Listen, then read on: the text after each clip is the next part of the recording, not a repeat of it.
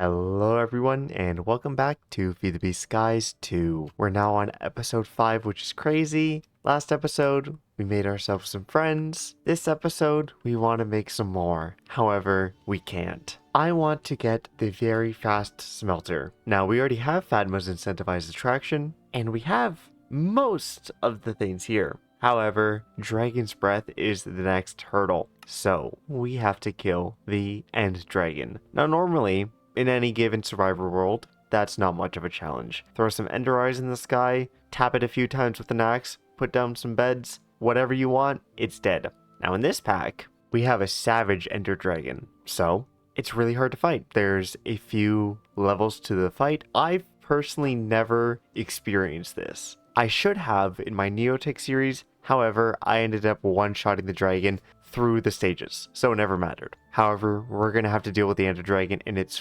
full glory. So, we're gonna have to get geared up a bit. However, it's not as simple as jumping into the end with some ender eyes to go find the end portal, because it doesn't exist. You have to craft it yourself in this pack, which means we're gonna need Skulk, Mark of Mastery, Nether Stars, as well as Ether. Now, the Ether itself is going to require us to delve into the Malum mod, which we will do most likely next episode, and I'll show you why. Today, we're gonna have to defeat the Warden, the Wither, as well as the Wilden Chimera. So, that's going to be quite the challenge for today, especially when we have nothing but a pair of shoes to our name. Now, the first thing I want to go ahead and do today to get geared up is actually get some armor. Very simple. However, I want to do the Just Dire Things Celeste gem set. Now, obviously, we would like to do Eclipse Alloy, however, we can't do Shadow Pulse Goo without actually fighting the Warden first. So the plan is to get up some Celeste Gem armor and then upgrade it later on using the smithing templates to get Eclipse Alloy. But for now, we will do Celeste Gem armor, which requires us to do all of the armor pieces ahead of it first.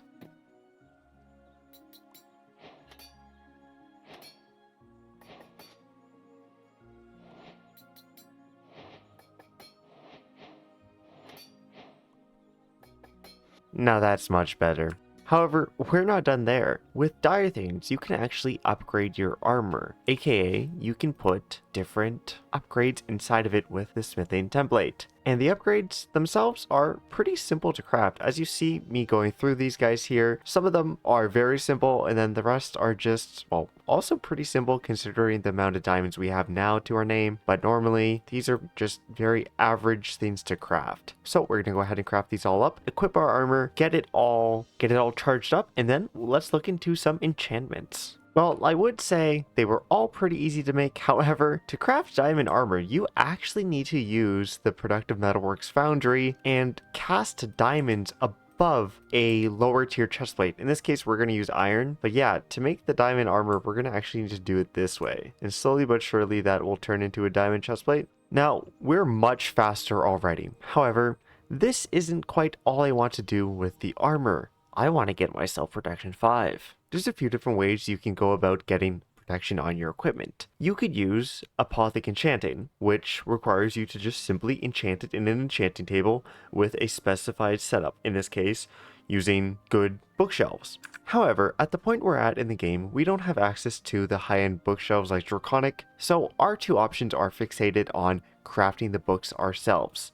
Now, Protection 4 can be both made through the enchanting apparatus or the enchanter. However, the enchanter route requires darksteel, and we don't have a good enough setup nor an abundance of obsidian at this moment to make this worth our while. It requires 64 darksteel per book, which means 128 darksteel per Protection 5 book, which means we would need 512 darksteel just to get Protection 5 on all 4 pieces of armor. So our method will be the enchanting apparatus, which means we will need to craft each tier book 4 times. However, it is very simple by just putting some essence, which we've already made in plethora, a source, and in an occasional case, lapis or diamonds. So I'm going to go ahead and start this. It is time consuming, but it is a lot cheaper and a lot easier in our current state of game to do.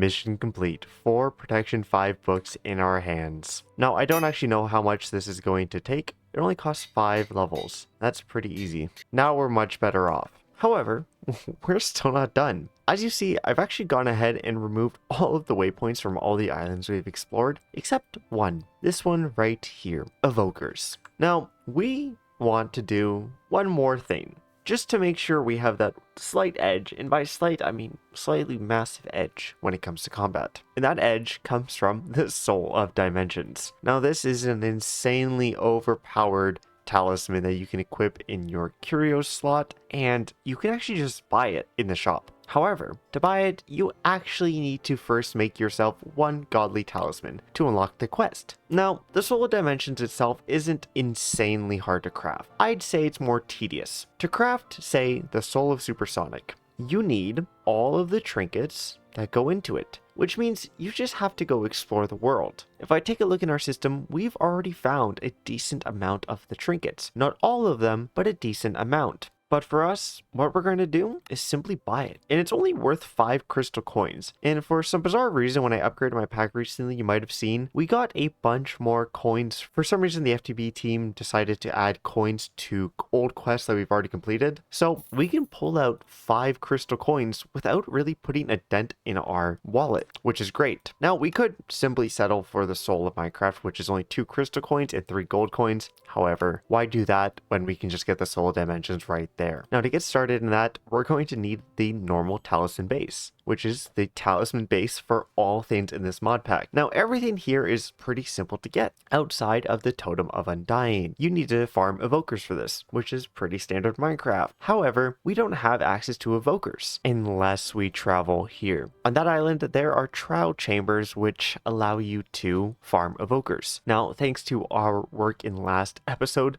we can actually make ourselves an evoker model. So we'll head over to the Evokers Island, kill a few invokers with our newly geared up armor. Our weapon itself isn't the best at the moment, however, it will do for what we're going to try to get done. And we will capture ourselves a few evokers to deep learn and make some totems with. Okay, evoker time. Come here, guys. Alright, we got the data module. Throw it in here. Now, armor isn't great, but it is good enough to get ourselves 6 evokers. Quick slash home, pretend that never happened. And yeah, our chest plate immediately, by the way, lost all 10,000 energy. So we're going to look into some wireless charging by all means to fix that. But also, the Eclipse version of the armor has 500k battery compared to the measly 10k from the Celestia gem. But yeah, we will eventually have the 500k one. Nothing too complicated setup here. We just put our evoker data model in. I used our temporal pouch just a bit to speed it up manually. Got it to superior tier. I'm going to leave it alone for now. Now, this isn't fully automated by any means. I have to manually put the evoker protections in here. But as you see, it's collecting them pretty fast and I'm not too concerned. However, we do need an upgrade in this guy immediately. And you know what? I'm too lazy to make one, so I'm just going to buy a diamond gear upgrade. Now, I could make one of those myself, but this will allow 768 totems to be stored. I'm currently here on one of the nether islands, harvesting some glowberries, and yeah, these guys are pretty simple. Hello, good sir. Okay, but yeah, all you got to do is bring a hoe to these guys and simply shift, you know? Very simple technique. The moss around you will grow, and sometimes your hoe breaks. But that's always a simple fix. Alright, 67 should be more than enough. So if I craft myself a stack, and let's craft all of our golden apples, all of our carrots, and make a bunch of honey bottles. There we go. Oh, we ran out of bottles before we ran out of honey. That's unexpected, to be honest. There we go. Now we ran out of honey. So if I want to make myself some normal talismans, I can make 59 of them instantly. And each one of these gives us a separate quest to claim. Okay, so at the moment, we already have 1 epic, 1 legendary, and 1 advanced from just finding them in chests in the wild.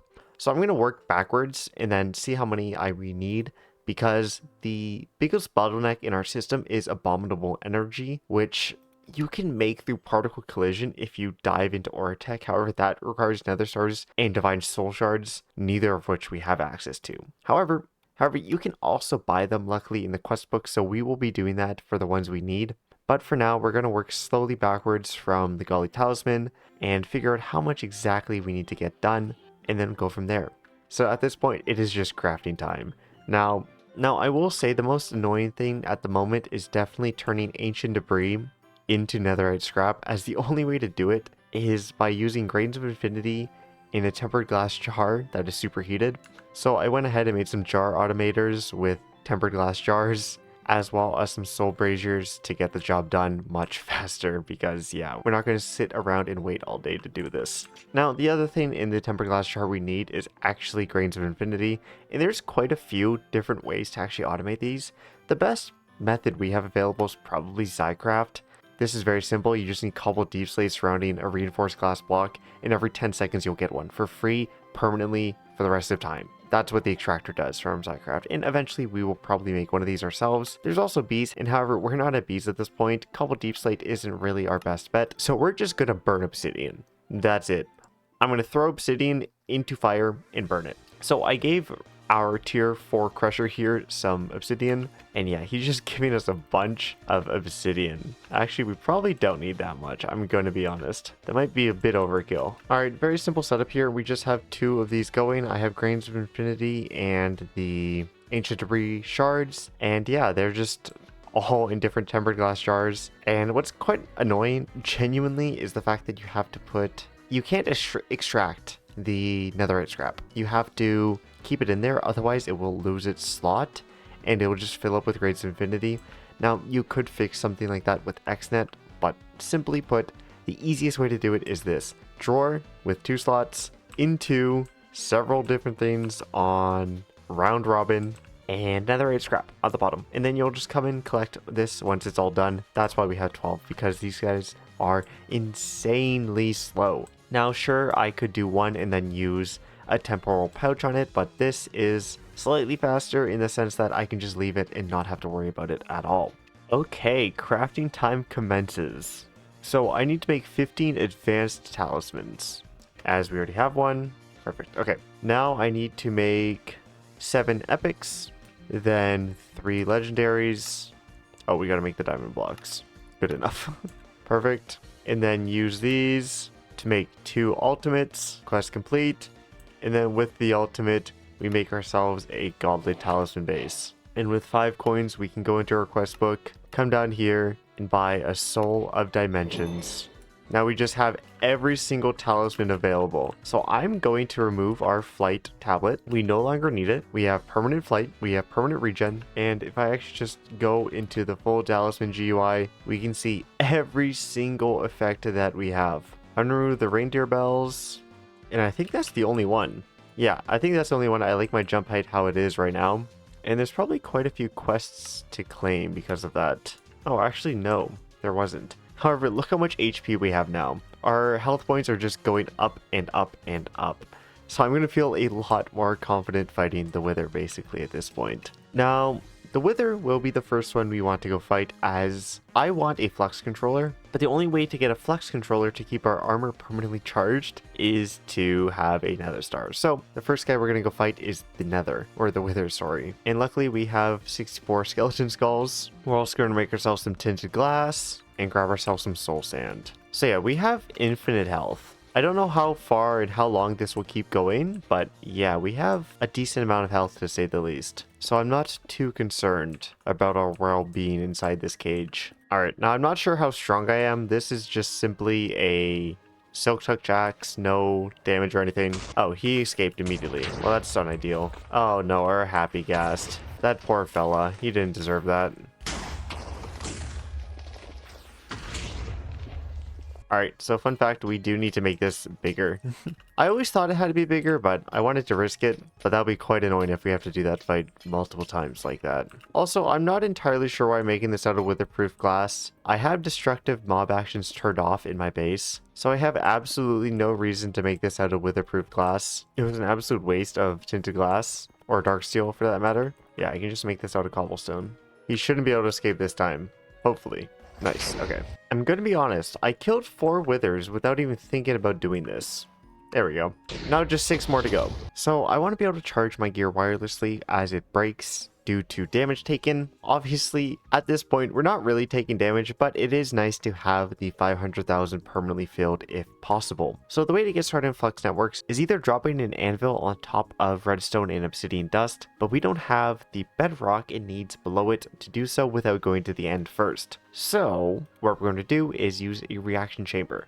Now, normally this would require us to have Certus and a bit of AE going. However, in our case, we've found a decent amount of Fluix blocks in the wild. 8 to be exact. They're all from villages throughout the world, and in those villages there's occasionally a Fluix crystal in one of the houses. So we collected ourselves some of those. However, we are going to need some Certus for ourselves, so I'm just going to pop into our little chamber here, place down some TNT, and if we blow up 4 quartz with this, we get ourselves a budding black quartz geode. And with this, we stick it on our void shimmer goo here, feed it an ender pearl, and slowly it will corrupt over time into a flawless budding geode, or flawless Certus geode, that is. So it's damaged, and slowly but surely it will become flawless. And if we take our flawless budding quartz here, and I take a hoe, I'm able to grow it.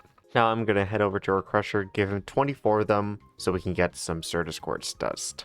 This is also our entryway into doing our growth accelerators for all of our ores, so we actually get them faster than just staying on the server AFK for 10 hours. So I need to charge up some Certus quartz, which is really simple. Just about this, and a water bucket, and a bit of power. Nice and easy. Now the only thing left to do is actually melt some blaze down, and I should be able to throw some blaze in here, then load it into buckets like this. I'm pretty sure.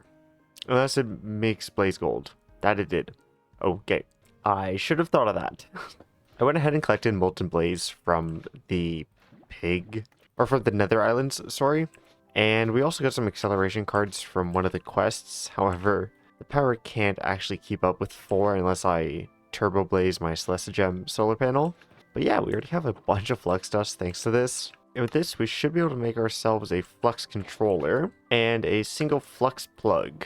Now, if I put my flux plug down, create my network, power surge it, and then I chuck this guy down anywhere, for example right here, put it on my network, and set it to my armor slots, my hero slots, my hotbar, and then whatever I want. Now, wireless charging is effective. However, nothing's charging because I don't have any power in my thing. So if I grab myself some Celestigem solar panels, I can create a little circle here, and my network will slowly start to fill up. And as you see, my armor is already fully charged. And yeah, we have, well, plenty enough energy. Now, obviously, these guys won't hold up through everything I have, as I don't have a backfill storage at the moment. Now, obviously, I can make a gargantuan flux storage network, and this is probably the best bet to do so. However, that's a lot of flux blocks, and we don't currently have that at our disposal. We only have that for now. So it's a small battery, but it is a battery nevertheless, and it will be permanent as our base is chunk loaded at all times. Now, it is Wilden time. So if I grab myself 2 of each of these and 2 braziers, just in case it gets destroyed, and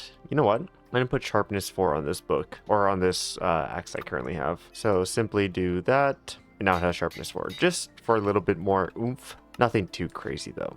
Do I have any apotheosis gems I could put in this? Perfect. So I need somewhere to fight this guy. So I'm going to make myself a unbreakable builder's wand. Yeah, there we go. And just so we can make a giant cobblestone platform, or I guess nether brick platform in this case, just because we have a lot of it. And then we'll destroy it later. And I will slot down a mega torch. I found one randomly earlier, so we'll slot that down just so we don't have to deal with any extra mobs. And I'll grab myself a jar of source. So the way this guy works, I'll place down a source jar, I place down the ritual brazier. You know what? I want to build a wall around it, just in case the Wilden Chimera jumps off. He does fly, but I don't want him to fall into the void. Realistically, it just wouldn't be ideal, no matter which way you skin it. Alright, boss arena prepared. So, the way this guy works is you put the summon of tablet Wilden in, you add 1 of each Wilden horn, then you activate it. Pick up your source jar. It doesn't actually use any source, which is kind of nice. And as you see, our armor isn't actually taking any damage, which is super nice. We just shoot this guy with harm spells. He goes into a second phase, throws us around, The third phase will come soon where he grows wings. But yeah, we're not taking damage. Our armor is permanently fully charged. It's a great system. I'm honestly not sure if we even need to worry about getting Eclipse alloy armor, but we will just for the sake of having it, just in case our Soul of Dimensions isn't the almighty protection we think it is. But yeah, here's his third phase. He becomes a pufferfish, immune to all damage, and he removes the pufferfish. And now he summons a bunch of mobs, one of which spawned outside, which is kind of annoying. So we're gonna kill that. But yeah, when he's a pufferfish, he's immune to damage, so you just gotta run away. Or in our case, stand in front of him and say, hello, sucks to suck. But yeah, just one more, and then we're done. You almost done being a pufferfish there, angry puppy? There we go. Now it's as simple as coming over here and crafting. So like I said, this gives 5 per, which is really nice. If it was 1 per, we'd have a long struggle ahead of us. Not a long struggle, but a tedious struggle, to say the least, to get all of the ones we need for the end portal frames. It is annoying that they do give you just one less than you actually need. You know what? The quest might actually give you one. I never checked. I yapped without checking. Nope, it doesn't. Fun fact. So now all that's left for today is to go get some Skulk. Now, I actually don't know where the Warden spawns. However, we're gonna find out. I have a suspicion, but I'm not entirely sure. So I have a sneaking suspicion it's in this structure right here with all the necromancers currently spawned in it. So we're gonna head there first and see what's up. Man, we fly so fast now. Look at us zip through the air. We're already here, 500 meters. So let's clear this thing as normal. Just existing kills the mobs around us, by the way. I love it. Like, we don't even need to worry about hitting anything. Oh, this is a mob fan. Oh, that's interesting. Let's turn our magnet on. I was honestly expecting that to be a mob grinder. Yeah, we can just waltz through here and not take any damage. But I believe the Warden might spawn here? I could be wrong, but I have a sneaking suspicion this is the room the Warden spawns in, or the structure at least, but maybe not. Okay, the trial's over. We got a trial key for it. Yippee! This is nice though, we're getting Enderman spawns. Alright, let's see if we can find any more rooms. We just avoid these trials, potentially. I just want to find the Warden. Aha! I knew he was in here somewhere.